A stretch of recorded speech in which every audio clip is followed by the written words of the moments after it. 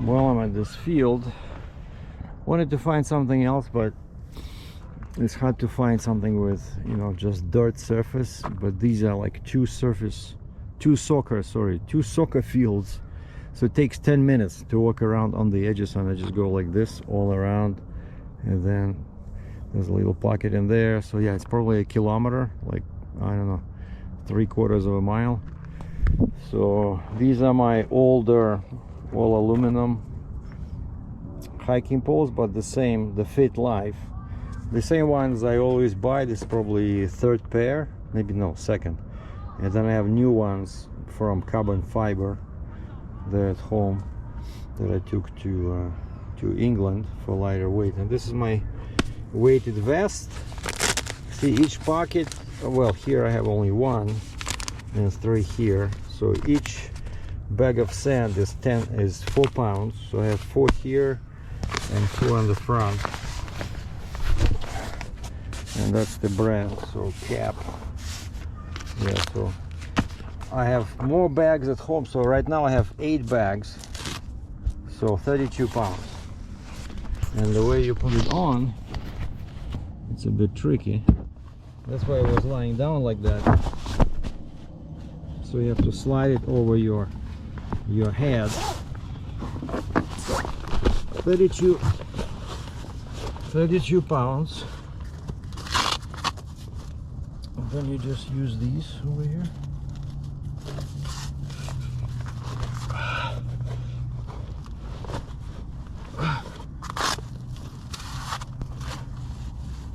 So there's 2 straps. You have to make them very tight so that your whole body supports the vest, not just your neck, not just your shoulders.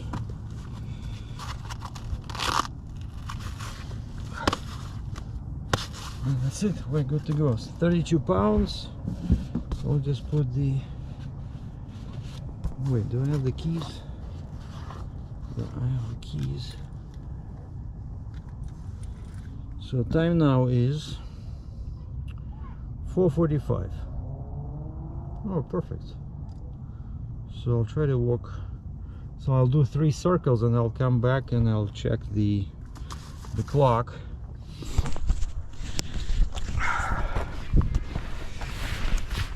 So let's go for a walk and talk about stuff. Yeah, I'm surprised nobody watches that.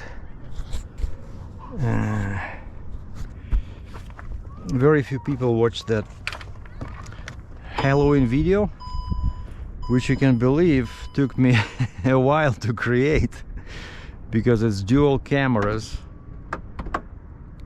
Well, first off, I was recording for a long time, right? Okay, so let's see. I was recording for probably 2 hours, and I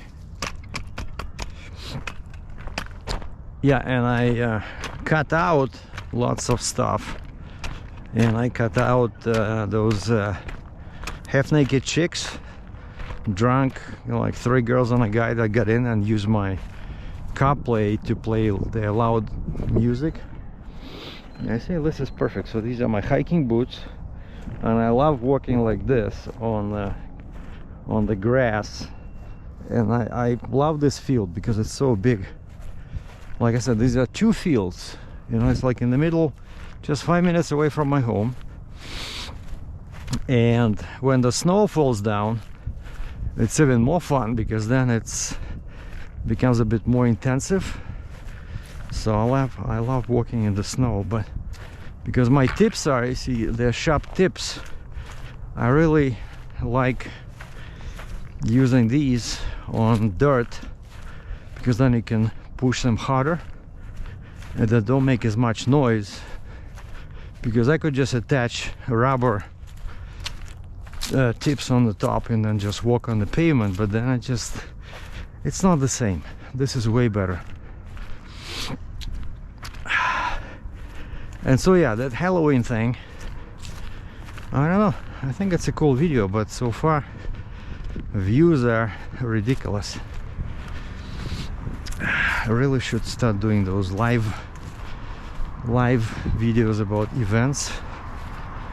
Probably that's what I should have done, you know, when I had free time, just walking around with a cell phone somewhere in the neighborhood where they have lots of Halloween monsters on the lawn, and just do a live broadcast.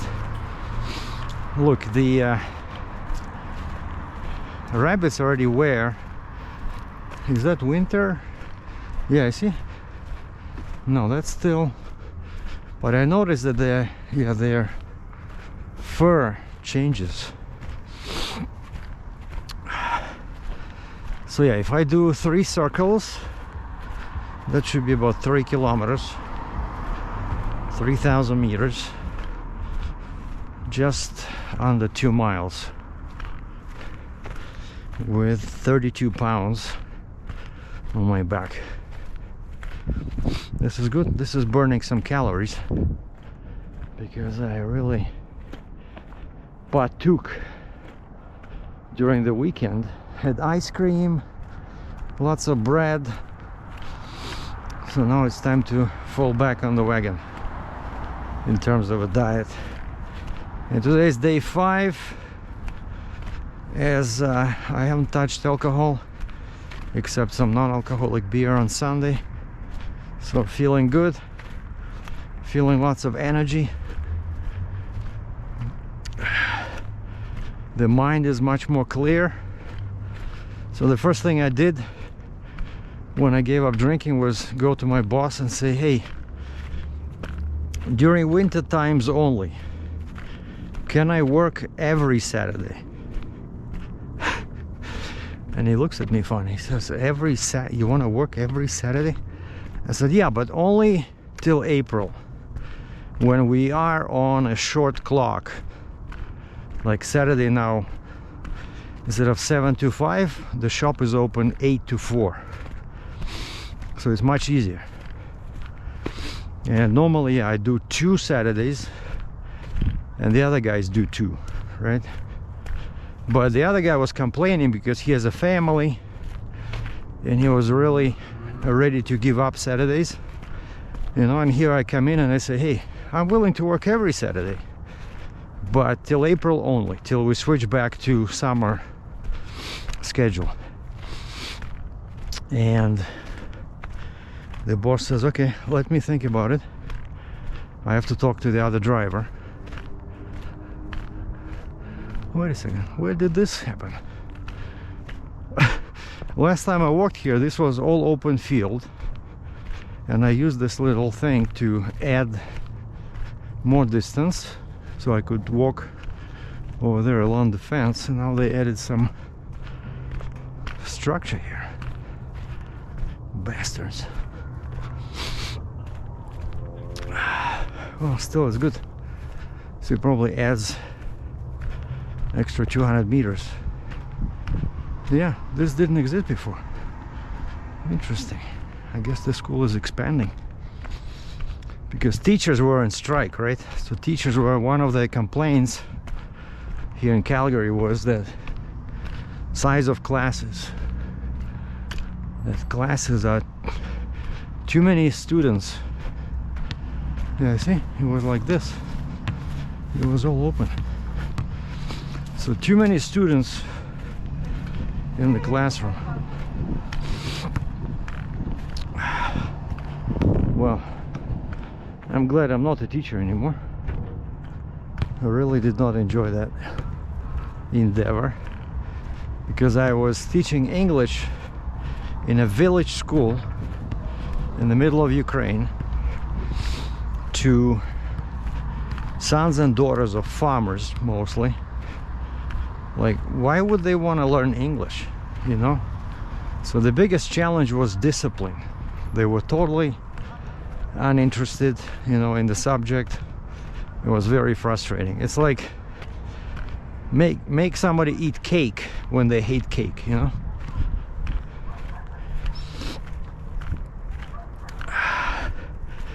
And one thing, I was driving around. One of my deliveries was in West End, where they have all these huge mansions. And I'm driving around and I'm thinking, okay, so these must be what, architects, dentists, doctors, lawyers. Like, where do you get all the money, you know?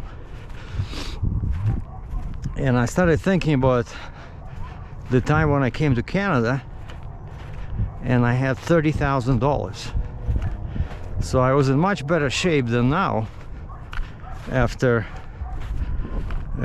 28 years in Canada, because I had zero debt and I had $30,000 in cash, like traveler's checks, you know. And what did I do with it? I put $20,000 in a mutual fund on the suggestion of a bank employee, and I left $10,000 in a checking account. And after 3 months, when I went to collect that 20 grand because I needed it, he gave me 23,000.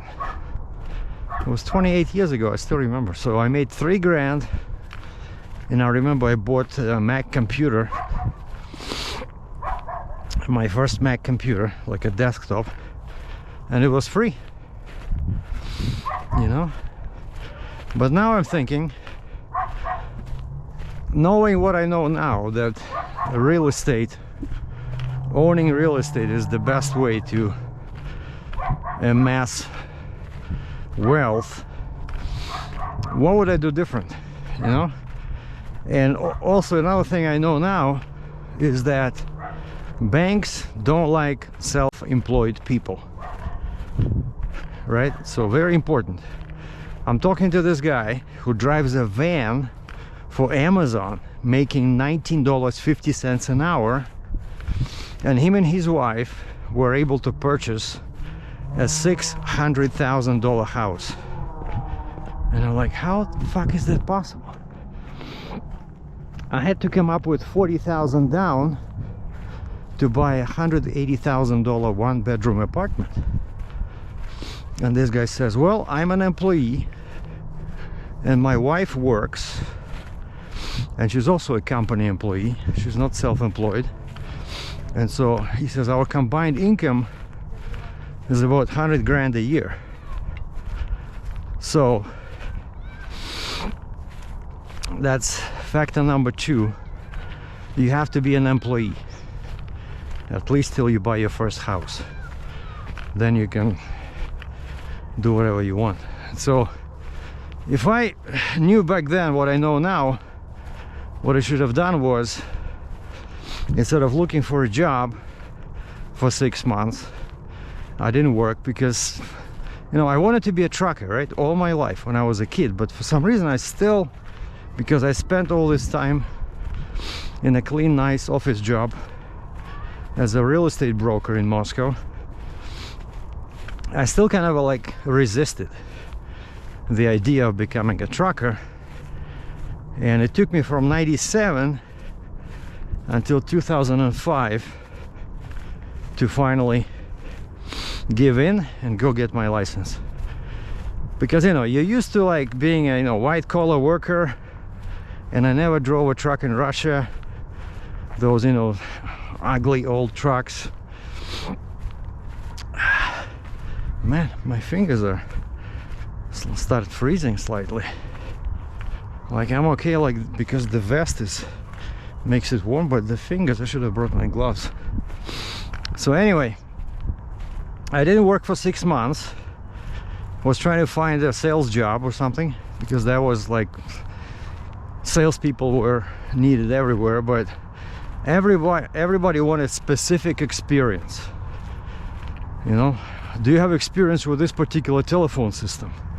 Yeah, that was a job for a receptionist or a secretary, and it was like Meridian 2000 multi-line phone system. Have you ever worked with Meridian 2000? I said no, but I mean, I built computers in my home. You know, how hard can it be to learn Meridian 2000?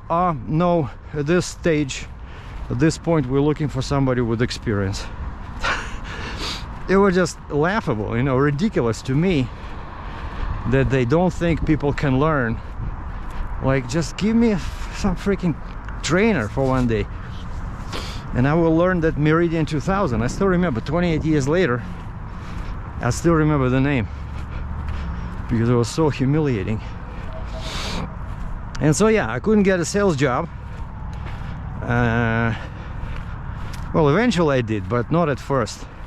So I went to sign up for real estate course, looked at the materials, boring, took them back, got my money back, subscribed for a stockbroker course. And then after I already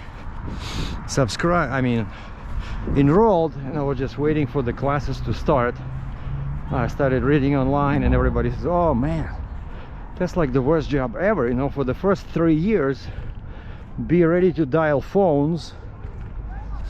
phones and basically be a telemarketer promoting worthless stocks to dentists, you know, doctors and architects. And I said, uh-oh, I hate phone calls, cold calling. So I went to the school. It was like $400, 6 months, and you get your stockbroker license. Well, not stockbroker, but you can work at a stockbroker house, you know, as a salesperson. Yeah, it was like a stock salesperson license, not a broker. So anyway, I you know, didn't go to that one, and then I enrolled into an insurance licensing course, and I became an insurance agent. So that was a big mistake. It was a waste of time, and of course I wasted the money because I couldn't make a living out of it. So now, if I wanted to be rich in my later years, what I should have done was, again, knowing those two facts, that real estate is the best way to get wealthy, and number two, you need to be a company employee to get a good mortgage. So I should have grabbed any job, I don't know, forklift operator, or maybe even, instead of hesitating, I should have gone out and I had the cash, right? Because later it was very difficult to find money to pay for it took me probably $3 grand for all the training. I had to go to like 3 different schools because I failed the test 2 times, only passed it on the 3rd time, mostly because of backing. So yeah, I should have become a truck driver and stick to being an employee, so that I have a T4 regular salary, you know, and then after a couple of years I would probably qualify for a nice mortgage with 5% down, you know. So let's say I could have bought a house in 2000. So I landed in Canada in 97. So let's say 3 years later, I'm a company employee, I have an established credit, and I still have some of my savings in the bank account. So I could have bought a house. Now 25 years later, I could have sold it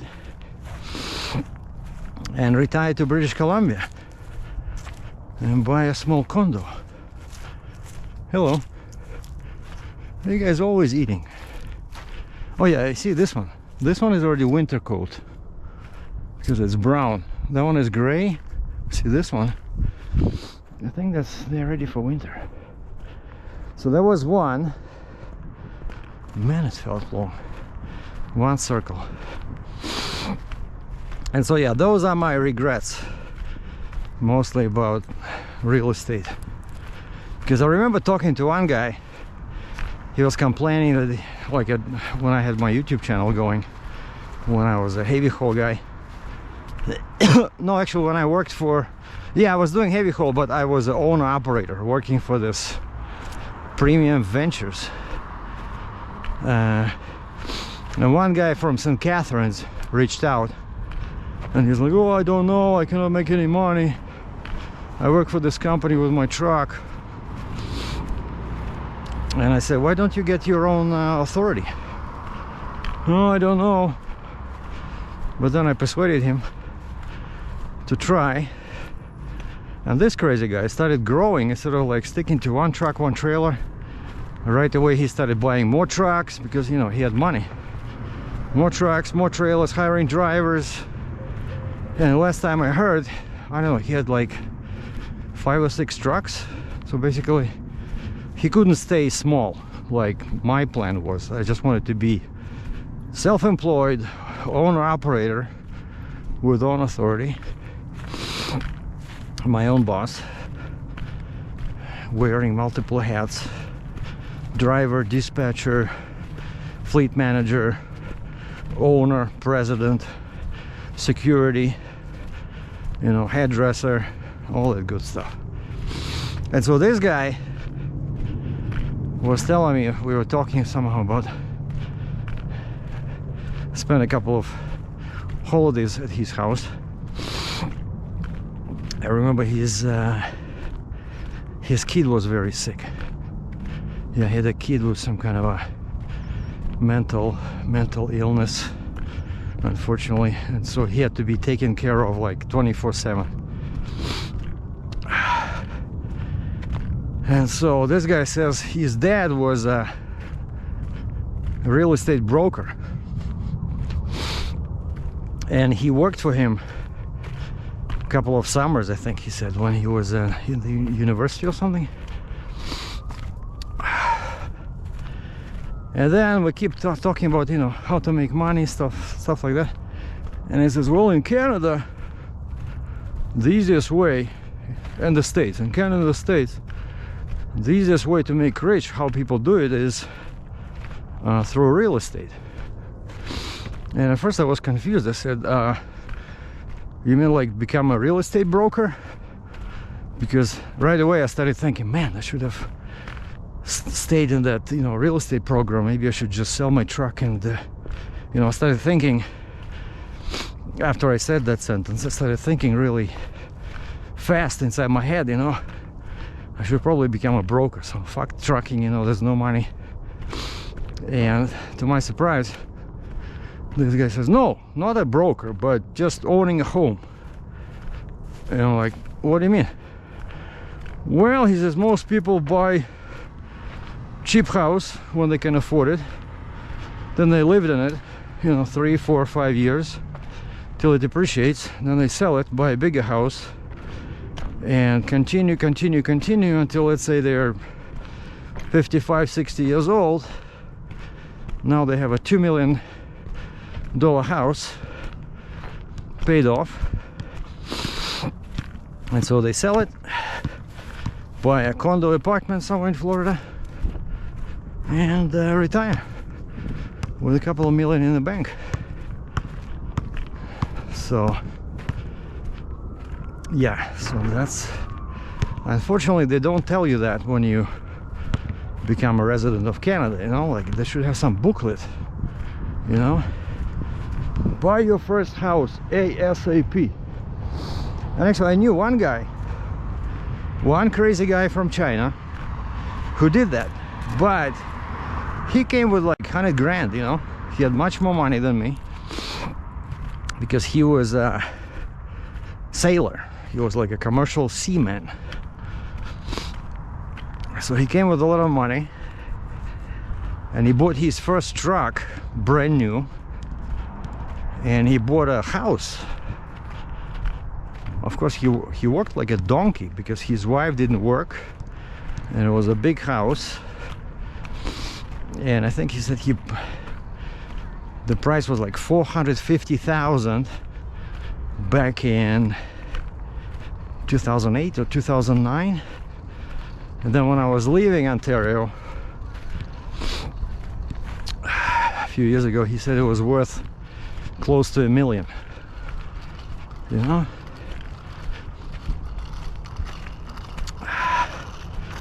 So yeah, so those are my regrets, but only because I had no idea, you know, because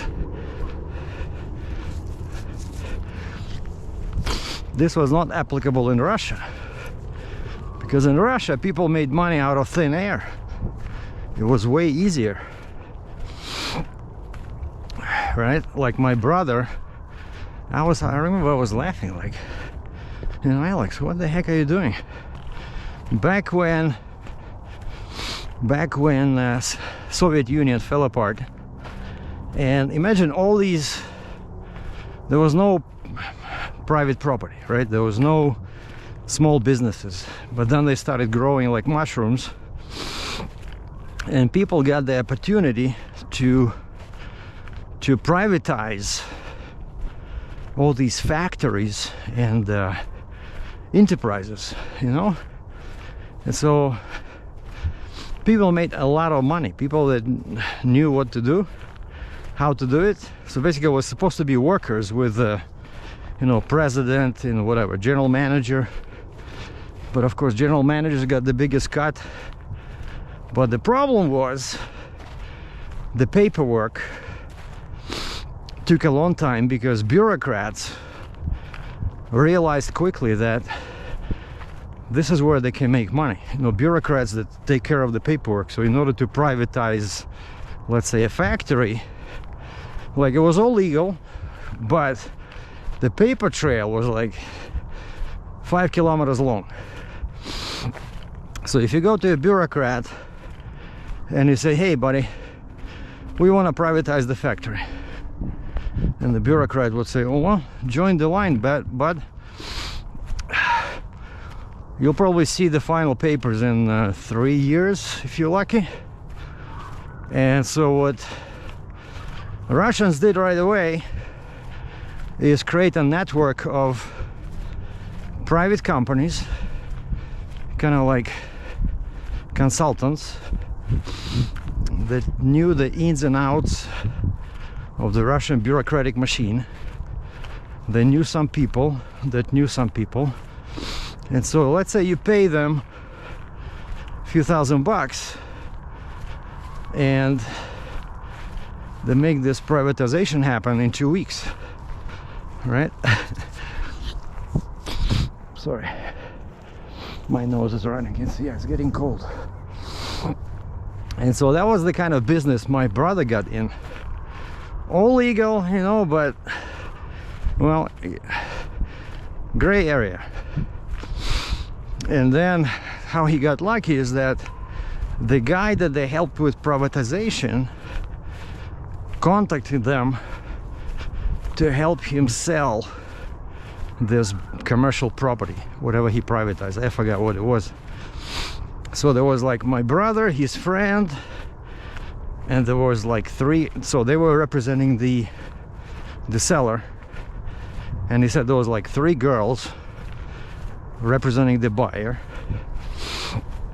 and they made a lot of money.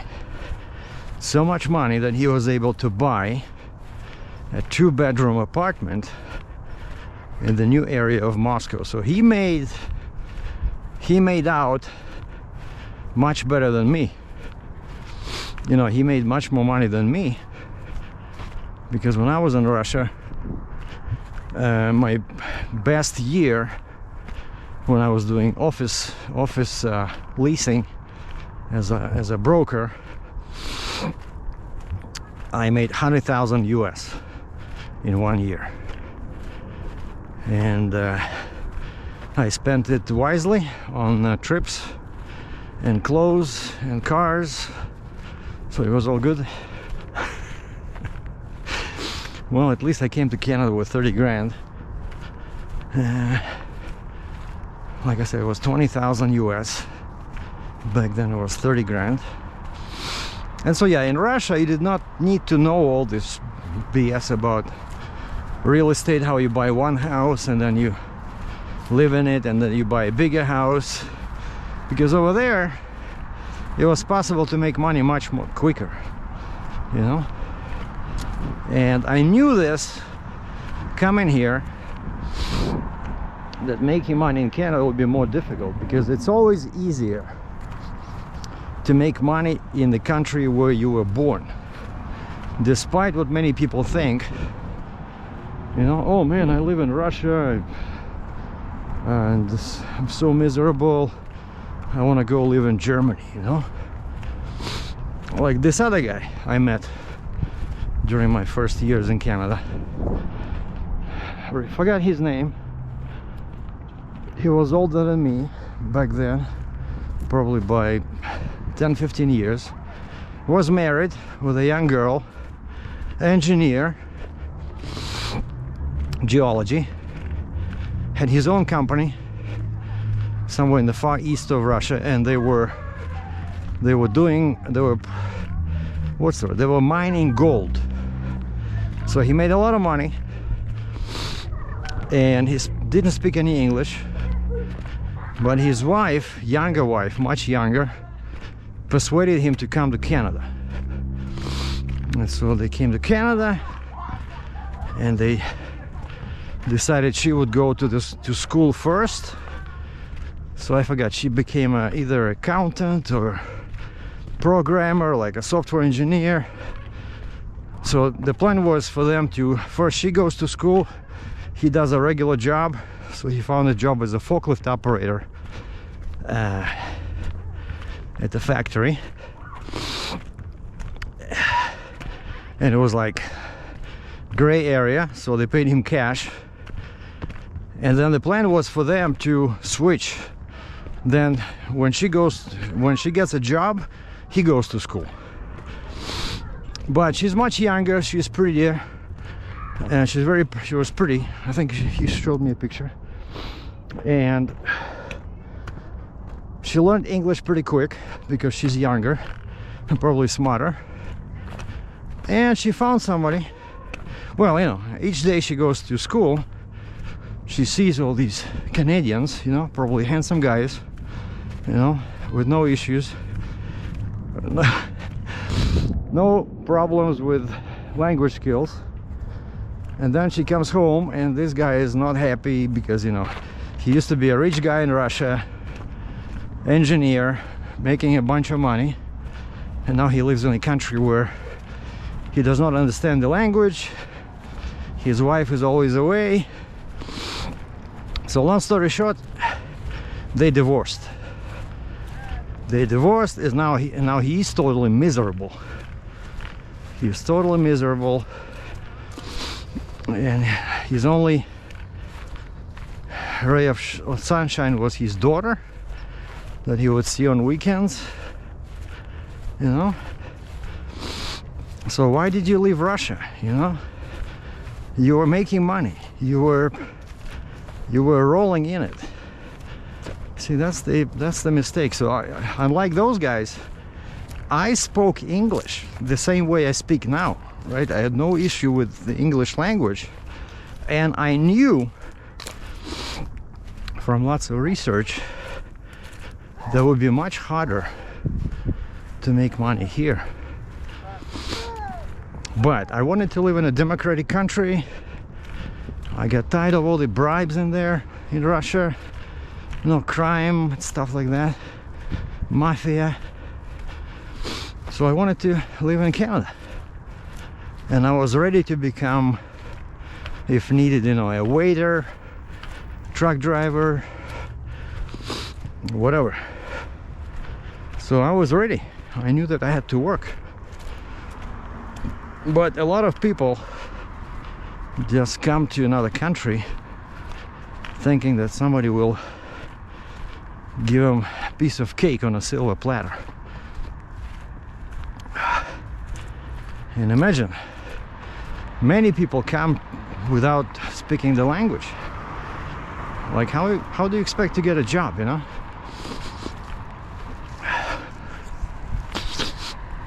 Okay, last circle. I think I'm getting close probably to half an hour because it's already getting dark. So we'll make this last one probably shorter. I'm not gonna go into that area with the new buildings. But this feels good. I'm getting warm all over. Love Nordic walking.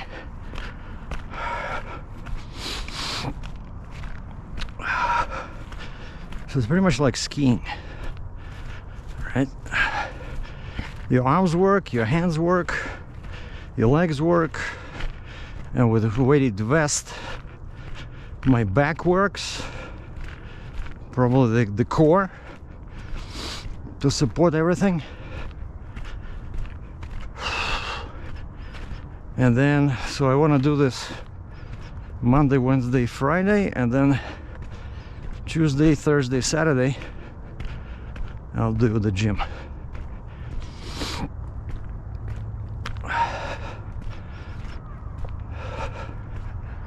See, this is great. But sometimes during the school, when school is in, there's lots of kids here. You know, they're playing soccer or football, whatever. But now it's pretty quiet, as you can see. So right 5 minutes from my apartment, gorgeous, you know, piece of nature. Well, open space.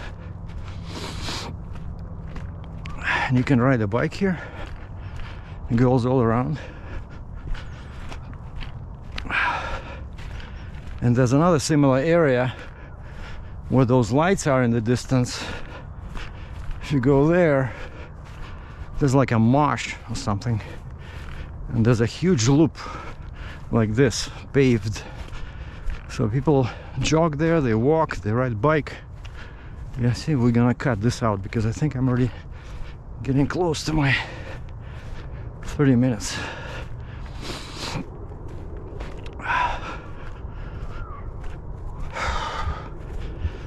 So I hope you guys enjoy this little talk down the memory lane. But you know, life went the way it went, and I'm still okay. I still made money in trucking, but only when I got out, right when I sold the truck and trailer. Made the CRA, Canadian Revenue Agency, extremely happy, because it was a lot of money that I had to show as income.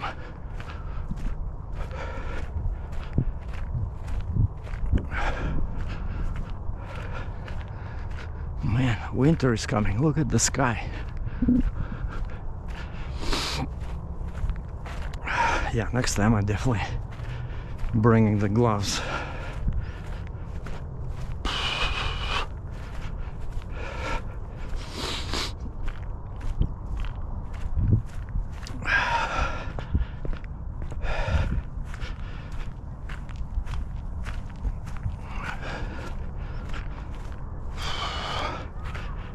See, there are lots of these 4-story apartment buildings here. Some of them are condos, some of them are rentals. Actually, my building was a rental, and then they started slowly kicking people out by increasing the prices, the rentals, and converting them to condos.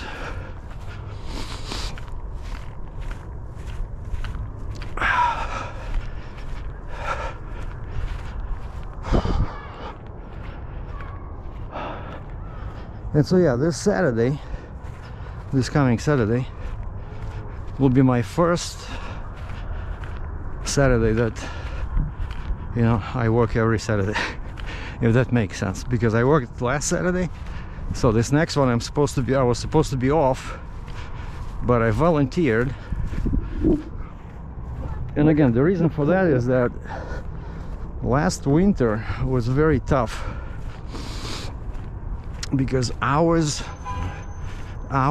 shrink at my main job. So because we don't have a salary, right? It's like we paid by the hour. So if I only work till 3 p.m, they pay me until 3 p.m, you know. If I work till 5, I might get some overtime if it's more than 40 hours a week. And so yeah, hours went down, the paycheck went down, Uber was very slow, And then Turo took a while to get the first customer. And so yeah, I need a bit more money. So this will give me 2 extra Saturdays. So that's like a month, right? Because I would work 2 and be off for 2. So now I'll have 2 extra. So that should be at least $400 extra a month, which is perfect.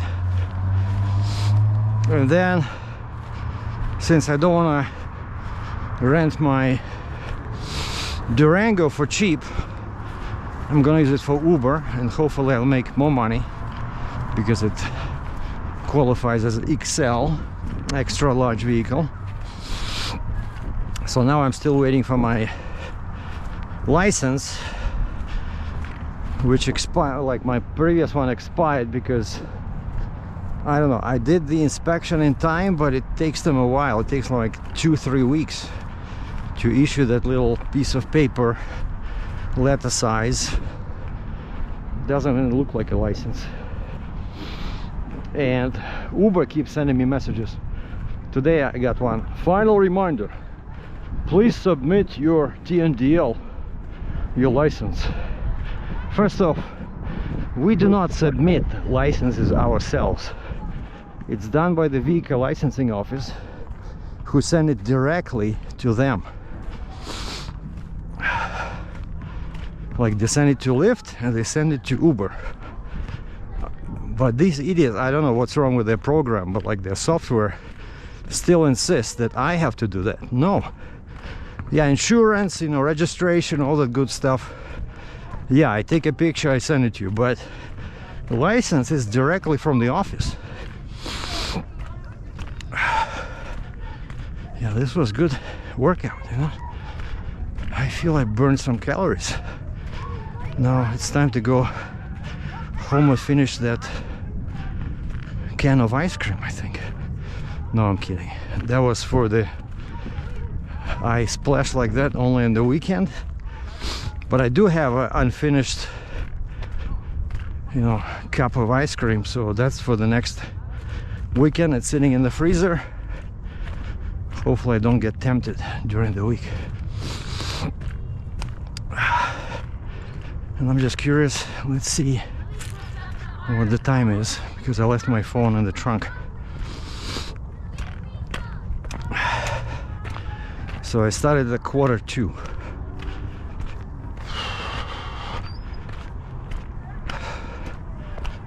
So this is almost 3 full circles.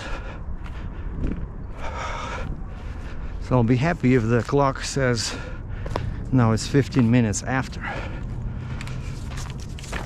All right, let's see.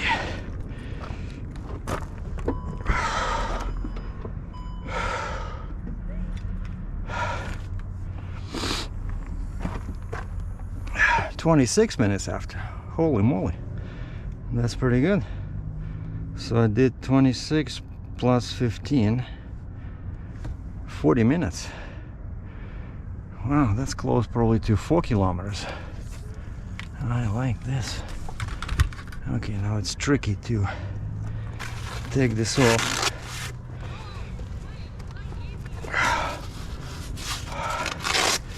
My camera might fall down. Don't panic.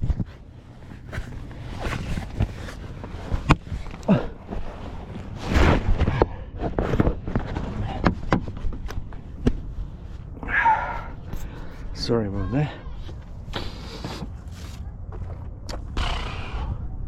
And my back is all wet. All right, so let's go home, have some supper, do the video, and watch a couple of movies. Oh, and play my accordion. Life is good.